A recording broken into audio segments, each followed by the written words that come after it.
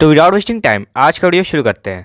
तो आज हम इस वीडियो में दो ऐसे स्टॉक्स के ऊपर बात करने वाले हैं जिन्होंने लॉन्ग टर्म में अपने इन्वेस्टर्स की काफी तगड़ी वेल्थ क्रिएट करके दी है, लेकिन आज उनके स्टॉक्स में एक अच्छी गिरावट देखने को मिली है। तो शुरू करते हैं अपनी फर्स्ट कंपनी के साथ में। तो फर्स्ट कंपनी का नाम है वरुण बेवरेजेस। देखिए, आज की गिरावट के बाद ये स्टॉक अपने टॉप से ऑलमोस्ट 15% गिर चुका है।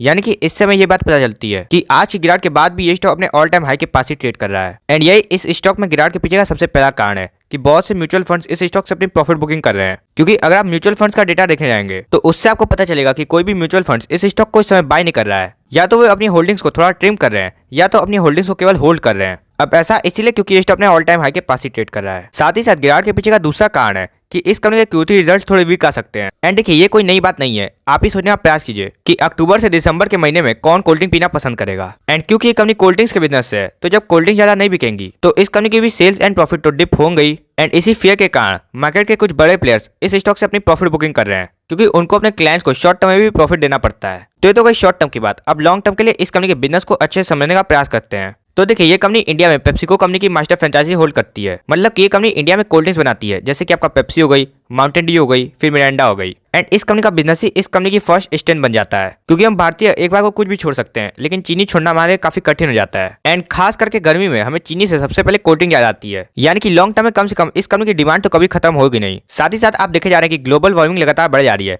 यानी कि हर साल हम लोग गर्मी में ज्यादा तिल मिलाएंगे। एंड हम लोग अगर ज्यादा मचलेंगे तो हम लोग सबसे ज्यादा कोल्ड ड्रिंक ही पियेंगे। तो इससे हमें एक आइडिया लगता है कि लॉन्ग टर्म में इस कंपनी का बिजनेस एक ग्रोइंग बिजनेस होगा। साथ ही साथ इस कंपनी का दूसरा पॉजिटिव है कि ये कंपनी एक स्लो चेंजिंग इंडस्ट्री से बिलोंग करती है। मतलब कि इनोवेशन ज्यादा ना करने के बावजूद भी ये कंपनी मार्केट में टिक सकती है। एंड ऐसी कंपनीज में लॉन्ग टर्म में पैसा काफी अच्छे से बनता है। फिर तीसरा पॉजिटिव है कि ये कंपनी एक FMCG कंपनी है। एंड FMCG कंपनीज की आप ग्रोथ दिख जाएंगे तो केवल सिंगल डिजिट में रहती है। वहीं अगर आप इस कंपनी के पिछले 5 साल की सेल्स एंड प्रॉफिट दिख जाएंगे तो वो ऑलमोस्ट 18 एंड 72% से जार की है। यानी कि लॉन्ग टर्म में कंपनी ने ग्रोथ के मामले में अपने आप को प्रूफ किया है। एंड इसीलिए अगर आप इस कंपनी के पिछले 5 साल के रिटर्न्स देखे जाएंगे तो वो ऑलमोस्ट 500% के रिटर्न्स हैं। यानी कि इन्वेस्टर्स को भी इस कंपनी ने निराश नहीं किया है। अब देखिए, इस बिजनेस का एक छोटा मोटा नेगेटिव ये है कि कंपनी का सीजनल से ताल्लुकात रखना। मतलब कि इस कंपनी की मेजॉरिटी ऑफ द सेल्स गर्मी के सीजन में होती है। एंड कल को जाके अगर गर्मी के सीजन में कुछ हो जाता है, जैसे कि लॉकडाउन लग गया था कोविड के कारण, तो फिर इस कंपनी की सेल्स काफी तेजी से हैम्पर हो सकती है। तो हमने इस कंपनी के बिजनेस को अच्छे से समझ लिया। अब जाने का प्रयास करते हैं इस स्टॉक के सपोर्ट जोन। तो देखिए, इस स्टॉक का नियर टर्म सपोर्ट 1200 के पास है, क्योंकि यहाँ पे पहले स्टॉक काफी बार रेजिस्टेंस फेस कर चुका है। तो अब ये लेवल सपोर्ट जोन का बनने वाला है। फिर हर 100 रुपए के गैप में इस स्टॉक में एक अच्छा बाय ऑन डिप का लेवल बनता है। तो अगर किसी को फ्रेश स्टार्टिंग करनी है तो 1200 से स्टार्टिंग कर सकता है। एंड फिर जब ये स्टॉक नीचे के लेवल्स पे आए तो आप और एवरेजिंग कर सकते हैं। एंड इस कंपनी में आपको स्टेबिलिटी काफी तगड़ी मिलने वाली है, क्योंकि इस कंपनी के स्टॉक की हिस्ट्री ये बताती है कि इस कंपनी में 25% से ज्यादा के करेक्शंस काफी कम ही देखने को मिलते हैं। तो चलिए अब बढ़ते अपनी दूसरी कंपनी की ओर।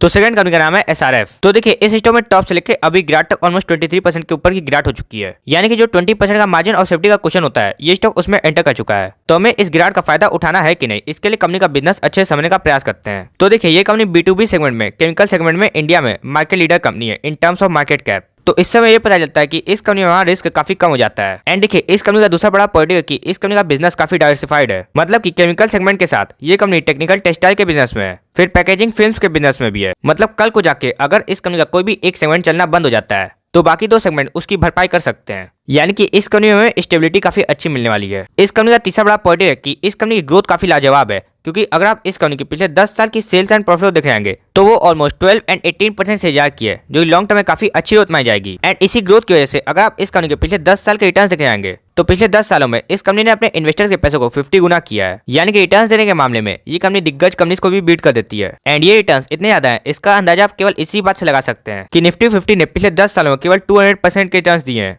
तो आप समझ सकते हैं कि इस कंपनी में आपकी कंपाउंडिंग कितनी तेज होगी। तो अब जाने आप प्रयास करते हैं इस स्टॉक के सपोर्ट जोन। तो देखिए, बड़े दिन से ये स्टॉक एक चैनल में ट्रेड किया जा रहा है। जब भी ये स्टॉक इस चैनल के पास आता है तो इस स्टॉक में काफी अच्छी बाइंग देखने को मिल चुकी है। एंड अभी ये स्टॉक इसी चैनल के पास आ गया है। तो अगर आपको इस कंपनी में फ्रेश इन्वेस्टमेंट करनी है तो आप करंट मार्केट प्राइस के आसपास भी कुछ क्वांटिटी ले सकते हैं। फिर मान लीजिए बाय चांस अगर ये स्टॉक इस चैनल को ब्रेक करके नीचे आ जाता है तो फिर इस स्टॉक में नेक्स्ट अच्छा लेवल 2000 का बनने वाला है। तो अगर आपको लॉन्ग टर्म के लिए किसी अच्छी केमिकल कंपनी में इन्वेस्ट करना है तो आप इन दोनों लेवल्स पे इस कंपनी पे ध्यान दे सकते हैं। अब एज ए इन्वेस्टर आपका पूरा जानने का हक है कि जिसका वीडियो आप देख रहे हैं वो इन दोनों कंपनी के क्या कर रहा है। कहीं ऐसा तो नहीं कि वो खराब माल चिपका के चला जाए। तो देखिए, VBL कंपनी हमारे पोर्टफोलियो से भी बिलोंग करती है। अब ऐसा इसीलिए क्योंकि हमें ऐसा लगता है कि चीनी के प्रोडक्ट्स भारत में बिकना कभी बंद नहीं होंगे। यानी कि लॉन्ग टर्म में ये कंपनी कम से कम अपने बिजनेस में टिकी रहेगी। एंड ऐसी कंपनियों में इन्वेस्ट करना पसंद करते हैं। फिर अगर बात करें SRF की तो नो डाउट ये भी काफी बेहतरीन कंपनी है, लेकिन हमने इस कंपनी में केवल इसलिए इन्वेस्ट नहीं किया है क्योंकि हमारे पोर्टफोलियो में दीपक नाइट्राइट है। एंड दीपक नाइट्राइट को इसके जगह चुनने के पीछे का सिंपल सा कारण है कि दीपक नाइट्राइट अभी भी साइज में काफी छोटी कंपनी है एसआरआर के मुकाबले, यानी कि ग्रोथ अपॉर्चुनिटीज दीपक नाइट्राइट में थोड़ी ज्यादा है। एंड क्योंकि हम ज्यादा रिस्क ले सकते हैं तो इसलिए हमने दीपक नाइट्राइट को चुना है। तो ये था हमारा पॉइंट ऑफ व्यू। अब आप इससे एग्री एंड डिसएग्री भी कर सकते हैं। तो उम्मीद है आपको वीडियो पसंद आएगा।